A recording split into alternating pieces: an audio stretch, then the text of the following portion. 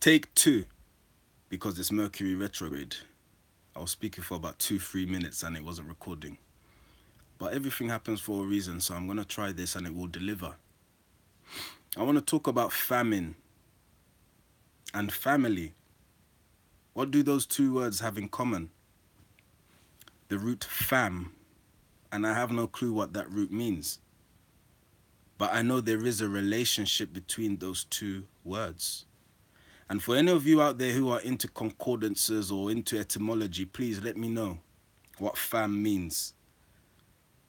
But famine, as far as I'm concerned, it implies a lack of. You're missing something. Glad you're still awake. What time is it where you at?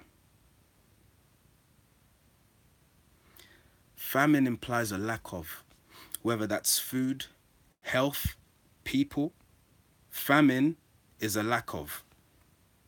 So what is family? Yeah, you're an early bird like me. Go to galeos.guru, www.galeos.guru, so that I can look at your chart and have a chat with you. Thank you, I appreciate it. You can email me at contact@galeos.guru, or you can go to the website, GALEOS, I think it's in the description, .guru, so that you can email me and we can just get chatting and see what's going on, because the energies are high. Like I said, I was just out in nature trying to record this and I was talking for 2-3 minutes. Luckily, the previous video was recorded, but for whatever reason, I wasted my breath, but not again. And the retrograde should be over in about a couple weeks' time. I was actually born during a Mercury retrograde, hence my outside the box thinking. So anyway, let me get back to the subject. You're welcome. So famine implies a lack of. So what does family imply? It's the complete opposite. It's fulfillment. When you are with family, you are full, you are fulfilled. There's another one you can look at, FUL. And famine is a lack of. Family is the fulfillment of. So who is your family? Where is your family? What do they look like? What do they do? Are they the people that you were born into? Sometimes that can be the case. Sometimes you'll meet family members later on in life. And don't take it literally when I say family, because your soulmate, your twin flame, that's family. Your soulmates, who can be any gender, any age, any race, can be your family. Because as I appear black or bronze, I actually am not. I'm something else, as you are. But we've all incarnated as we have into certain gene pools for a particular purpose, believe it or not. And when you are on a genuine, authentic path to find yourself, i.e. spiritual path, which has become a cliche, you will find that you meet people dotted all over the world who are related to you. And you see, where it comes to the spirit, there is no blood in the spirit. There is only magnetism, only resonance, only electricity. So when you are elected, you are meant to go and find the other parts of your circuit so that you can generate electricity. And each and every one of you in that family is a currency. Currency is a channel of energy. We all know currency as money, but money is nothing compared to what we're talking about here, right? That's just the extras, the icing on the cake. But your purpose, your soul mission is your currency. And believe it or not, you'll only go a certain time until you find that you need to meet your family members in order to create a current. Otherwise, your electricity is put to waste. So you need to find your family. Now, Eddie, how can I find my family members? How can I recognize who is family and who isn't? It's very, very easy. It's your intuition. Remember, I said that the sign of the cross, as the church has made us sign, is the opposite of what we're meant to do. Well, let me take you back to that video. Make the sign of the cross the opposite way, starting from your navel, going to your crown, and crossing your chest. What number does that create? Yes, number 4. Foundation, 4 corners. And it reminds you of a circuit, doesn't it, when you think of a foundation and 4 corners? You think of a perimeter where there is a flow of energy. All these things you learn in religion, in church, from these books, it all comes back down to you and what you're meant to do. But a lot of people find that their ego trumps them. And I have come across a lot of people on YouTube, a lot of people on Twitter, who seem to be quote-unquote spiritual or on a certain path. But once you start communing with them, you realize that, oh, they are the wolves in the sheepskin. Because anybody who knows about the electricity, the current, and what energy you're meant to be generating together will know that it takes teamwork. I can't do this alone. It may appear that I am, but I'm not. But soon I have to start meeting other physical bodies in order to make the work greater, in order to fulfill what I came to fulfill, and therefore for you to fulfill what you came to fulfill. So we all need to meditate on these 2 words, family and famine. Why are they related by fam? And why is it that when we are on a spiritual path or on a journey to find ourselves, we find ourselves alone? We find ourselves quote-unquote lonely. Not that we are, but it may appear so. And that is the blessing in disguise when you are lonely, because you now know that you need to find your true mates, your true family members. You need to garner that energy and that will to find them, because you will recognize, I'm sure a lot of you watching this now have come across videos or bumped into people on the street, and you just know they're part of your soul family because you resonate. And no matter what they are, what they look like, what they do, you resonate. You have a particular purpose together. I have had many synchronistic events occurring since the Pisces season. And believe it or not, we are still in the Pisces season as far as the sun is concerned, because the solar energy enters Aries on the 21st of April. So for the last 2 months now, we've been in Pisces. Look at the logo of Pisces. Look at the fish. What are they doing? They're not doing that dirty thing that you people out there might be thinking. They are connecting the head, the lower, the head, the lower. They're intertwined. This is what I'm talking about, this Piscean energy. We need to come together. There's a reason why Pisces is the last sign of the zodiac. Yes, there are 13 signs, but Ophiuchus is actually the 9th sign, if you look at the order of the constellations. The sign before Ophiuchus is Scorpio, which is the underworld, ruled by Pluto. Then you have Ophiuchus, which, believe it or not, is Jesus. If you're looking at the 12 disciples and the 13th, Jesus. Then you've got the sign Sagittarius, which I'm ruled by, which is the upper world, the most high, El Elyon, ruled by Jupiter, one of expansion. So you know that when you are going through your path, when is your birthday, Samika?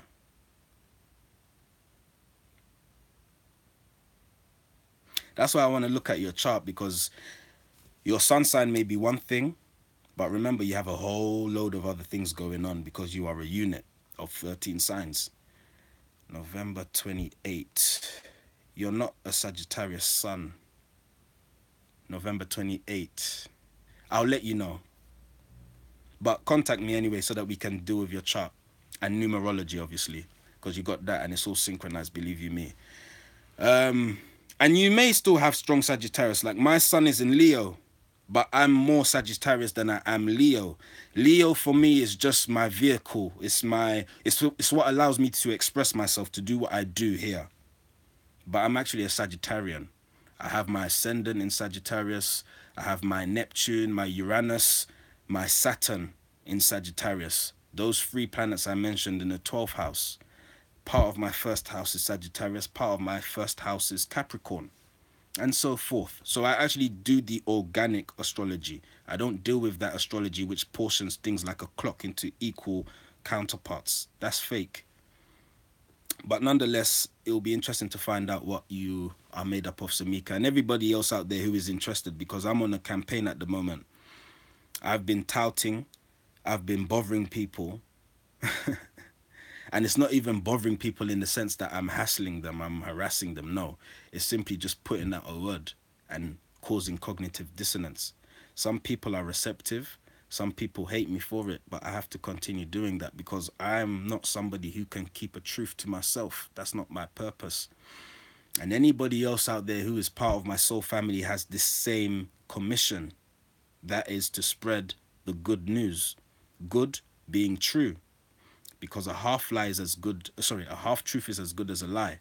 And there's been a lot of lies spread around, and you have a lot of plants, seeds, who are still spreading this lie because they deem to be spiritual. They may have spiritual powers, but are they of the light or of the dark? This is where your intuition comes in when you're dealing with folks, and you will get to know who the real ones are, who the fake ones are. And I've come across a lot of fake ones. It saddened me because I saw them in a way that I wasn't seeing them before I was more tuned in, if you get what I'm saying. But like I said, it's all a blessing in disguise. So you need to go out there and find your family. I'm your family if you resonate with me. If you don't, there is no beef. There is no hate. I just simply know you're part of another sector that needs to do other work. But if you're holding me back, if you're holding my family back, then there will be trouble. And that's not a threat, that's just the truth. Because in the books, again, you read there comes a time when things have to be balanced out. And the things balanced out are done through the heart, the gateway, the 11 portal. So who is going through the gate and who is staying behind? This is what you have to come to. This is what you have to realize. It could be your own mother, could be your own father, could be your cousins, your relatives, those who you went to school with, those who you thought were your best friends. People are generally placed to stop you because remember, as with everything, whether you jump up, throw something in the sky, the force of gravity will bring you down. If you start running forward or even walking forward, you'll feel a resistance. This is universal law. Same goes with your energy, your solar system within you. When it starts brightening, when it starts shining more and more and more, you're going to face those, for lack of better terms, zombies or vampires who know this and they were programmed to stop this. So they're going to try and stop you. And by the way, my family members out there watching, I'm not referring to you necessarily. I'm just making up examples so that people out there can understand. So are you in famine right now? Or do you have family? Because a family is there to support you and you are there to support them. They are there to be leaned on and you can be leaned on. That's all it is. I've been in a place of famine. We all have. But when you realize what is going on, hence you start seeing codes, synchronicity, etc., you now realize that, oh, there's a purpose to this. I wasn't meant to stay in the old world. I was meant to go into the new. But who is coming with me? Remember I said that when you face your Saturn return, you'll simply come to a roadblock? Imagine you've got a new Beamer, a brand new Mercedes, a brand new Porsche. Been driving it for a few months, you're loving it. Then you come to a brick wall, and this wall is as long as the wall Trump is going to generate. So there is no going around it. But there is a hole in that wall, and that hole allows only you to go through it. You can't go through it with your Porsche. So you're going to have to make that decision there and then, whether you stay with that Porsche and perish, or you get out that Porsche, kiss it, wave it goodbye, and climb through that hole to your new life. And on the other end of that hole is much better than that Porsche, much better than those base desires. And you will enjoy things of a Porsche and much more. I don't know why I'm mentioning Porsche, just, you get what I'm saying. So, family, famine. And if you ask why I use examples and parables a lot, it's because those examples and parables make you objective as opposed to subjective. Because if I was telling you straight in the subjective manner, you probably would disagree with me. But when I make things objective, just as the teachers of old did, you now see it from a new light. You see it objectively. That, along with cognitive dissonance, the breaking of your mind so that you can build it up again yourself, not by your parents or by your teachers, is the best gift you can receive. So, you need to find your family. Because a lot of you who are suffering from famine are suffering needlessly. Because you're not seeking your family. You're not.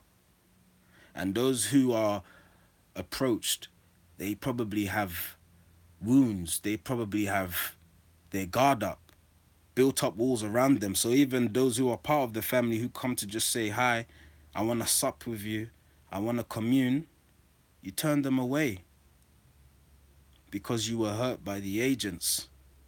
You were hurt by those who were meant to put you in that mind state. So you need to trust yourself and come out of that so that you can find your peoples and then, you can build together. And however you build, it's not for me or for you or anyone else to judge. You will know. Your heart will tell you. Your heart will tell you. It's all about the heart. Why do you think Jesus is always pointing to the heart in the depictions from Michelangelo and the other Italians?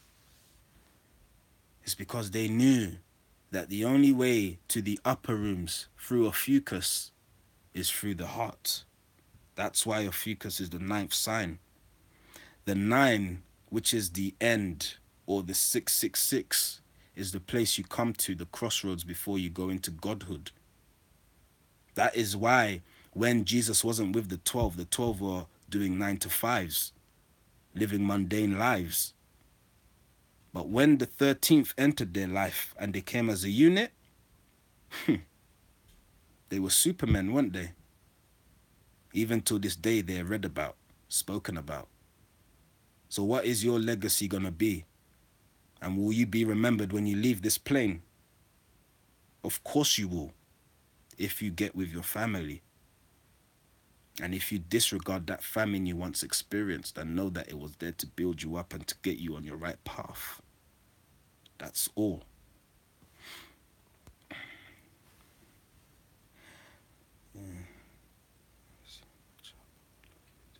Oh yeah, I'll definitely break it down for you, man. And you'll resonate with it all. What I do is I offer people, it takes about 3 months, I guess. It's 13 weeks. I send people portions of themselves for 13 weeks. Because if I send you everything at once, that could hamper you. Have to take it nice and slow and get to know yourself as you get to know yourself on paper. So I basically reveal things for you. For a long time, I was avoiding the term an astrologer, blah blah blah, because people say I'm an astrologer, people will say I'm an astrotheologist. I don't like to give myself labels because they're limiting. I just like to say I'm Eddie. But as time goes on, I need to put myself in a frame of mind where I do command a certain respect from people, because otherwise people will just see my black face, see my cap, see the slits on my face, and think that I am just, your average Joe. But those in my family know that I'm not, as I know you are not. But you see, what astrology, numerology, and other forms of divination do is reveal the truth to you. But that's part of the truth. You have to marry that with your own will, your own self. As I said, you are manifesting more and more and more. That is why you see these numbers. These numbers didn't appear yesterday. You've been experiencing synchronicity since you came out your mother's womb. But you were sleeping, you were dormant, you weren't aware. but now you are aware. So that's why you see these things. You see other things too. We don't have to talk about that now, but you are aware. And as you become aware, you have to lay bare who you are and what you're going to do, because it's one thing to say, I experience synchronicity, I know this, I know that, but what are you going to do with it? This is the whole purpose of divination, and this is why I do what I do, through the goodness of my heart. And I'm not blowing my trumpet, honestly, I'm not. I'm just being honest, because I could have kept all of this to myself. I don't have to do any of this. I can just continue going out there trying to make money and just live my 3D life, blah blah blah. But what's the benefit of that ultimately? Because we know that this is fleeting. It's an illusion. It comes to an end. So as I said, are you gonna be spoken of like the disciples are, or are you simply gonna be another gravestone? You need to integrate, not segregate, not separate, because we're all one. But unfortunately, what I've learned is that you still have people who are playing that silly old game of the Pharisees, Sadducees, and scribes in the Bible, aka religious people, who may tell you they're spiritual or may tell you they're atheist, but get to know them and they're simply dogmatic. And Jesus and his folk and us, we are Gnostic. We don't believe, we know. So as I said, we're on the cusp of the Piscean and Aquarian age. You got the two fish coming together, intertwining. That is me and you coming together in a union, however that union manifests. And then we get to the place of knowledge. Because believe you me, when I meet my family in the flesh, it's going to be on for all of us. We're going to have a very fun ride. And some of you are dreaming of these things. Some of you are getting intuition, you're getting hunches, you're getting the feeling of the shifts. There's a lot of action in the Piscean energy right now. And then we're going to get to Aries, which is I will. That is basically Aries in a nutshell. I will. I am, as in God. I will, as in God. So you can assume that role, as Moses did. Moses is Aries.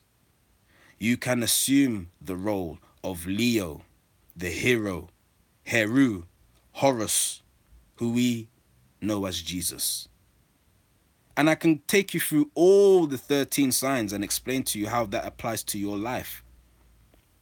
But rather than doing guesswork, let's actually get to the mathematics, to the numbers, and see what it is, point blank, period, that you are meant to be doing and manifesting. And as well as helping yourself, you can help me, because I need a lot of help. I'm carnal. I'm right here with you. So don't look at me like I am anywhere else. Don't look at me like I am any better. If anything, I'm worse. That's why I'm out here. This is a public scream from Eddie to find his family. Because I'm fed up of famine. I'm sick and tired of being sick and tired. And I know a lot of you out there who watch these videos are. So let's get together and have a meal. Not the Last Supper, but the first. And we can go through and through and through and through and through time together, manifesting what we want. But you have to know who your family is, because if you think 1 or 2 or 100 people are your family and they're not, you're going to waste your energy. And I've had close calls like that, where I've communed and rubbed shoulders with people who I'm not meant to be rubbing shoulders with. But I'm very childlike. That Sagittarian in me, I'm very much childlike. So through my optimism and my goodwill, my positivity, my innocent nature, I have almost been eaten alive. That's why as an empath, you have to execute some sociopathy. You have to. You have to find that balance between the man and the woman so that you have the sun, the S-O-N, the S-U-N, and you can shed light on others. Before I go, let me tell you a little bit about a fucus. Actually, let me read the comments and then I'll continue. I wonder if I can reply to these messages here. Can I? No, I can't.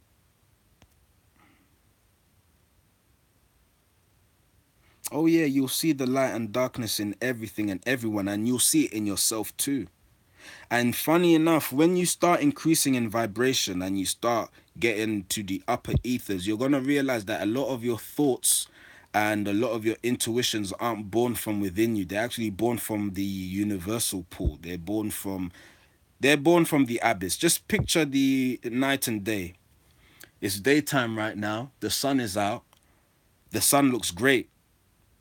I've been trying to get my pineal gland popping. I've been trying to get my vitamin D up because I suffer from vitamin D deficiency. I was born and raised in the UK, but my genetic disposition is not meant to have me here. But I was planted here for a reason, right? So as a result, I've suffered from things like eczema. I've suffered from vitamin D deficiency. So I'm very much conscious of hitting the sun. I try and sun gaze as much as I can. I've only started in the last week because the sun wasn't there. We're just coming out of winter now. Easter, spring, the birth of the sun. We're just coming into that. So you need to maximize your sun exposure. Don't burn yourselves, obviously, but get enough sun exposure that you can feel good. Because it's like a hug when you're hit by the sun, if you know what I mean. And where was I going with this? I was going somewhere. Anyway, sorry. That's it. The light and darkness. So you got daytime. Daytime is great. The sun is great. But the sun blinds. Notice that you can't see the stars and the moon. Well, the moon sometimes you can, but the stars, the celestial beings and the bodies there, you can't see them in the daytime. The light blinds. But at nighttime, the female, the feminine, the woman, womb, the abyss. Nighttime you see clarity, you see everything. So you do have to merge your shadow work with your light work. Most of us, if not all of us, have already gone through shadow work. Hence, we are here now. We are here to balance it all out. So you need not regard your past. You need not regard your iniquities. All you need to regard is the future. I saw a beautiful quote the other day from Bill Withers, that guy that sang Ain't No Sunshine. And he says that life is like,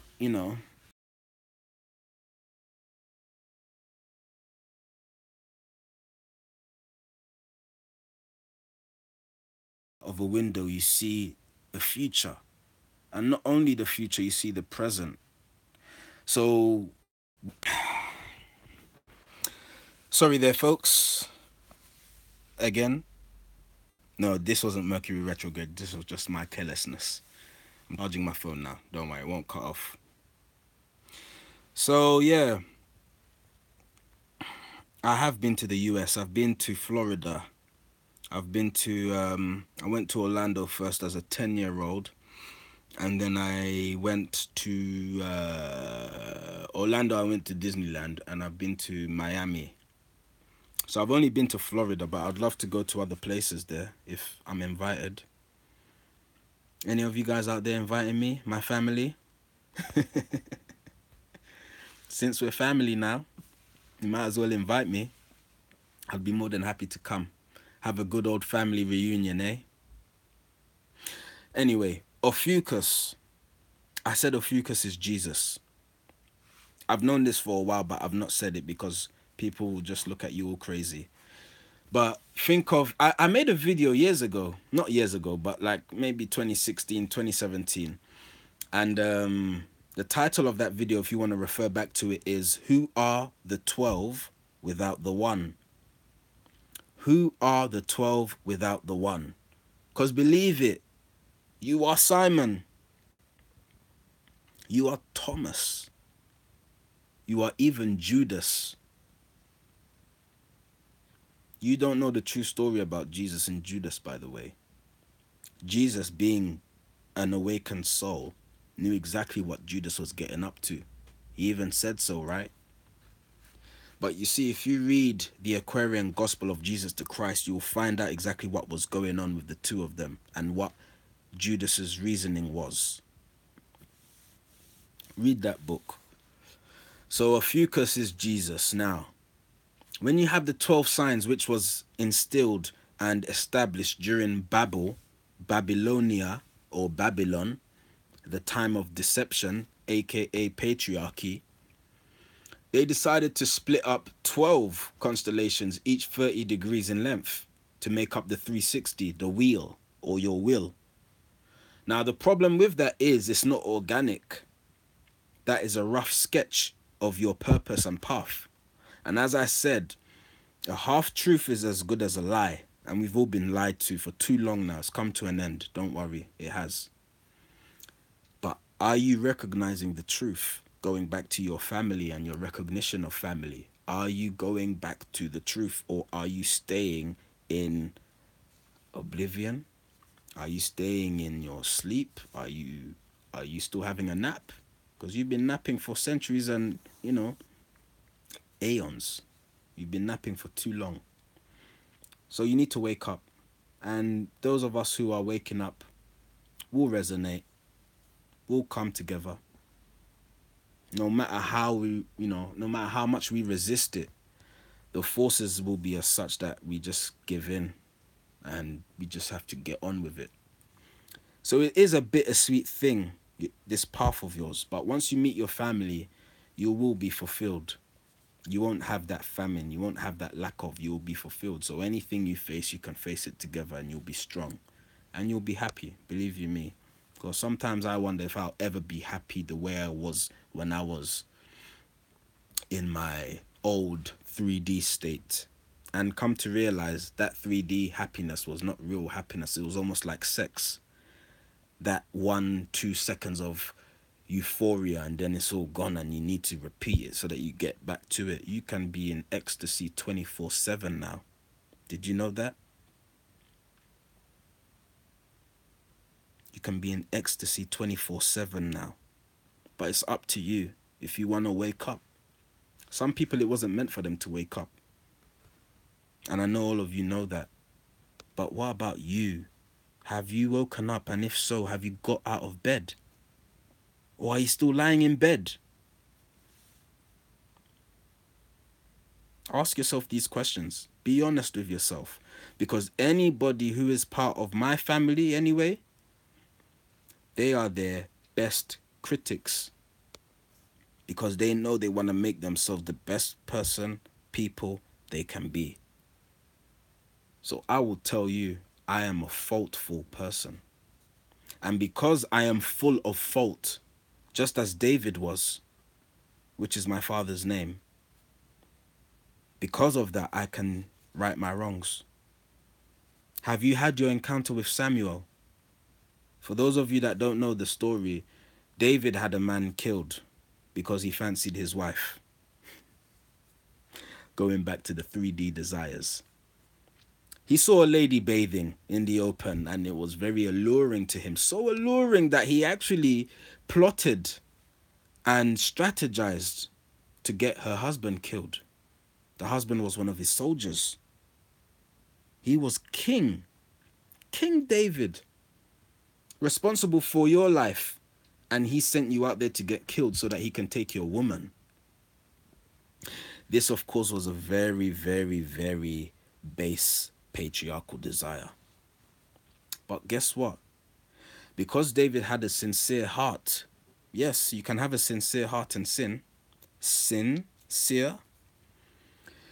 Because he was sincere, he was actually ready to change himself as soon as he was told that he needed to change. Because when you are on a path, you will be the first person to tell yourself that that was wrong. I must do better next time. I can change it like this or like that. That's when you are enlightened. If you weren't enlightened, or before you were enlightened, whenever you were criticized, whenever you committed any sin, any iniquity, any base desire, you defended yourself. You made excuses for it. Imagine now Samuel coming to David in the grove and telling him, look what you have done, blah, blah, blah. And the way Samuel put it, Samuel was a prophet, by the way. The way Samuel put it, he did again a parable. He made it so that David could see what he's done objectively rather than subjectively. Read the book of Samuel, 1 Samuel, 2 Samuel. Read it. Because David was so sincere, as soon as Samuel said, "That man is you," after explaining the parable, David was like, "Oh my God." Literally, "Oh my God, what have I done?" He went and he offered sacrifice. He did this, he did that, he did that. And God, being a God of truth and justice, gave him that. And his justice was that he would not be able to build the temple. His son, Solomon, which is peace. As I say peace at the end of every video, unless I'm cut out during the Mercury retrograde. He was the one sanctioned or commissioned by God to build the temple. Now, as I told you, that temple is not carnal. These people in Israel, in Palestine, the Muslims, the Jews, the Christians, all fighting about whose land is this. They are looking at things exoterically instead of esoterically. But you are chosen, so you know the deal. You know that the temple is literally the temple. And the seat in that temple is none other than your pineal gland, the seat of the soul. So are you going to build your temple? Or are you going to continue committing? And when I say committing sins, don't look at it like, the ordinary thing. Committing a sin is literally, like, for example, now, if I got these messages or I felt like I have to do something and I just decided, I'm not going to do it. I've committed a sin. I've sold my soul. We have all sold our souls to the devil, but we can all redeem our souls. The devil, Satan, Lucifer, that character which we have within us can be redeemed. So if you've ever come across a religious person who damns the devil, who damns Judas, they are not on the right path. I'll just tell you that for one, because they're not understanding the transmutation of everything. Alchemy. Alchemy.